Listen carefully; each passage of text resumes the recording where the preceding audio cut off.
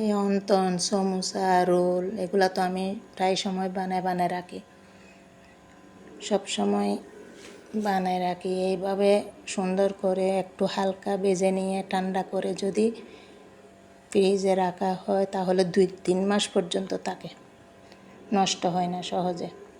কারণ ইলেকট্রিসিটি তো আমাদের এখানে যদি কোনো সমস্যা হয় পুরা দিনও আসে না, তখন অনেকবার ফেলে দিছি আমি, সব একসাথে জমে যায় আর বাজা যায় না। এইভাবে রাখলে যে আমি ভিতরে দিছি সেগুলোও নষ্ট হয় না।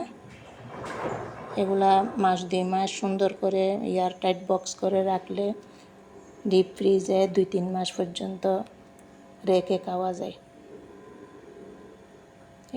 এইরকম বক্স করে রাখলে কোনো সমস্যা হয় না।